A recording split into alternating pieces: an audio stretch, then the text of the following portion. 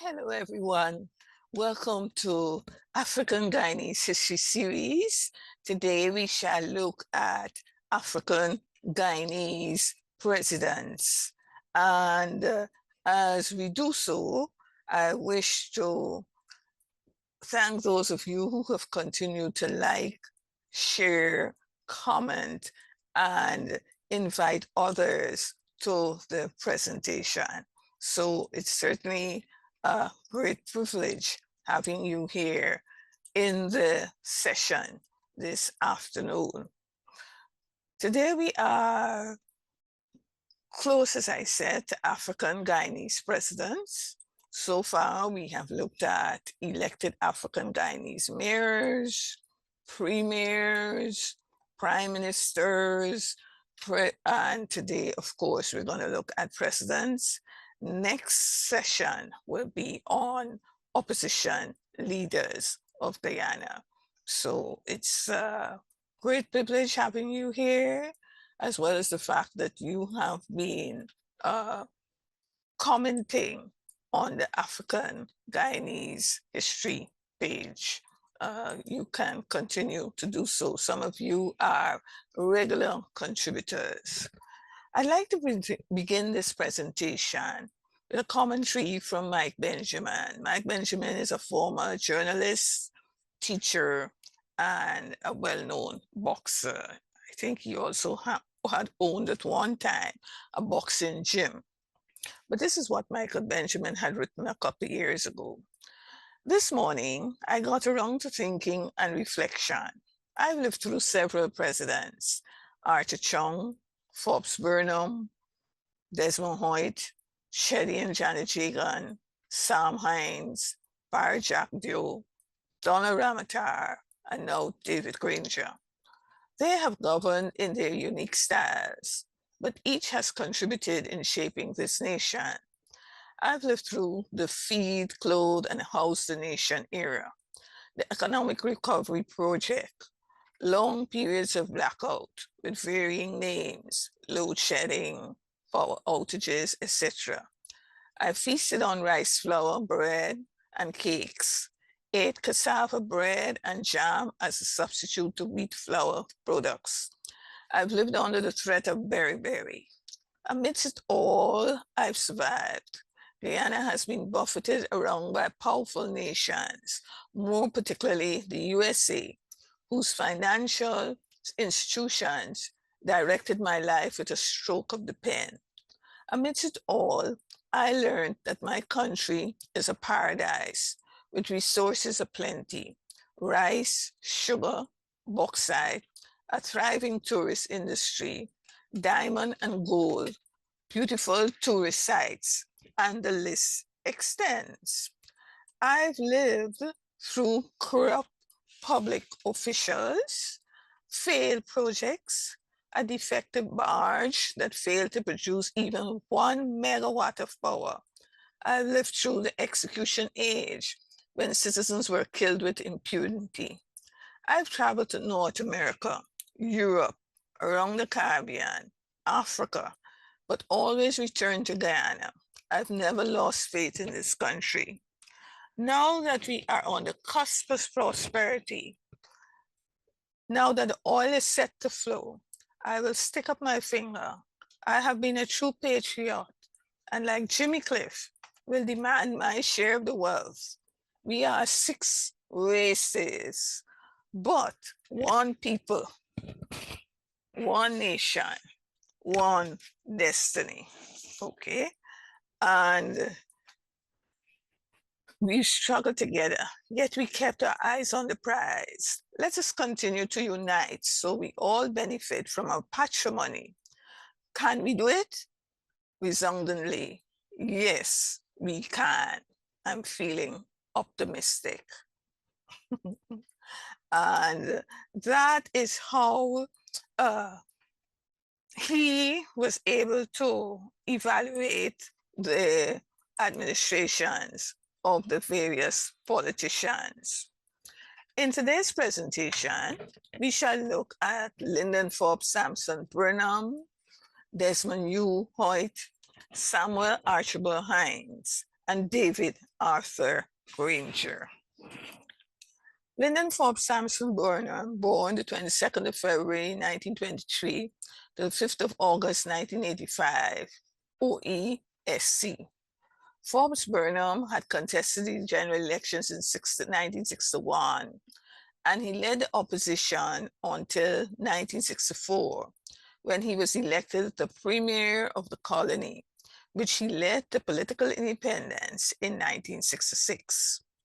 In 1970, Burnham was instrumental in establishing the first cooperative republic in the world. On October 6, 1980, he was elected president of the Cooperative Republic of Guyana. And for more information on Linden, Forbes, Samson, Burnham, one can access the Wikipedia.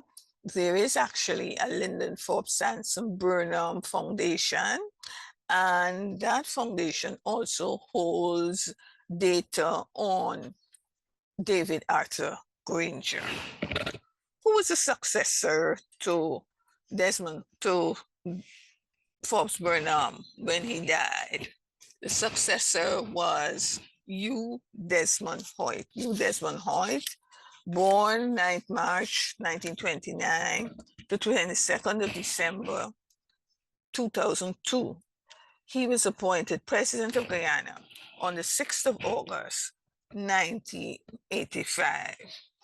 When Hoyte was appointed executive president of the Cooperative Republic of Guyana in 1985, he had become one of Guyana's most important leaders in the West Indian economic integration movement. He was Guyana's governor on the Caribbean Development Bank and the ACP spokesman. For the younger ones who don't know what ACP stands for, African, Caribbean, and Pacific spokesman on sugar. In fact, Hoyte, more than any other former minister of economic development, recognized the importance of maintaining a viable regional bloc.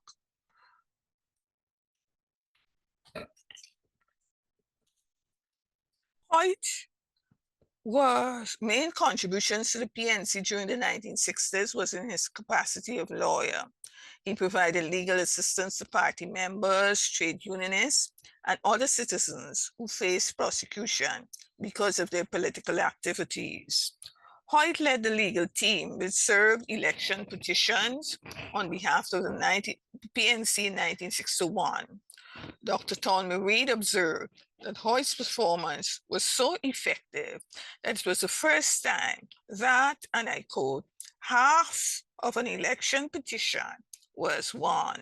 And you'll find more information on this in the Sun Chronicle 1985, 8th of December.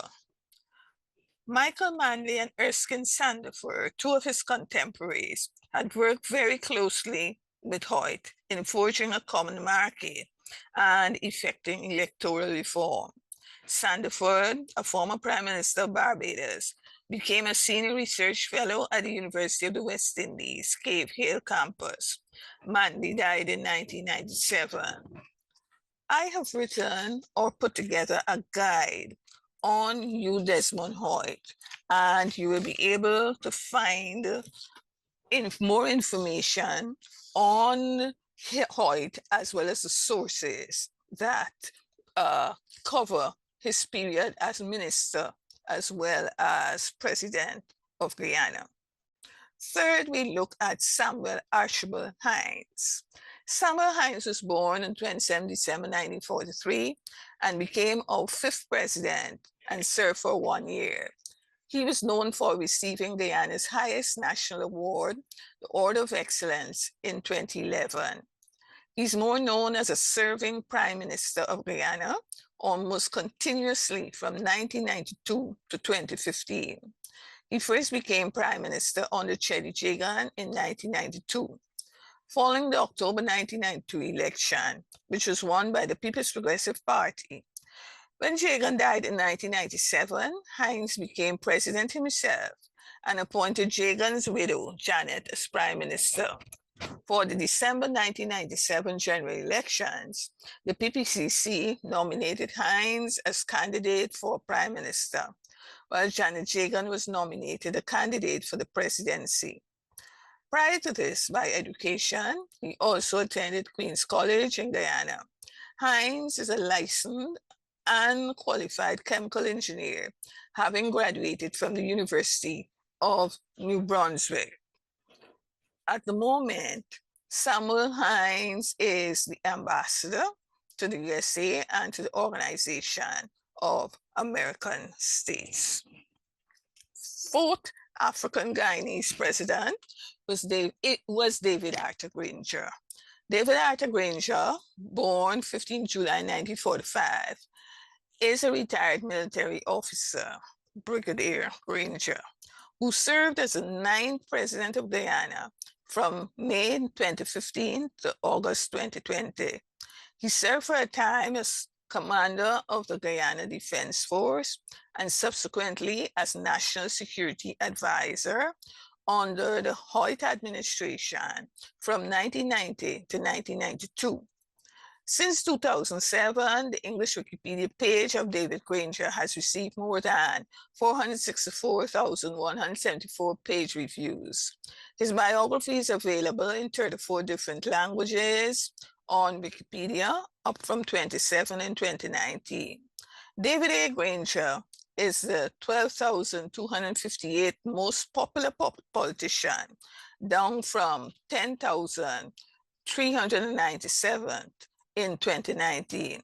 The third most popular biography from Guyana, down from 2nd in 2019, and the second most popular Guyanese politician. In addition to being a former president, David Granger is also the owner of the Free Press Publishing House. What have we looked at today? First, the first executive president was African Guyanese. He was Linden, Forbes, Samson, Burnham. Second, we looked at, with the exception of Samuel Hinds, the African Guyanese presidents were elected to office. And third, the People's National Congress and the APNU AFC coalition have provided 3 of the executive presidents. Once again, I wish to thank you for participating in the series, and I will share with the group, as well as those of you on the African Guyanese History page, the recommended readings for these men, as well as the handouts. Have a great evening. I look forward to you joining as we discuss the African Guyanese opposition.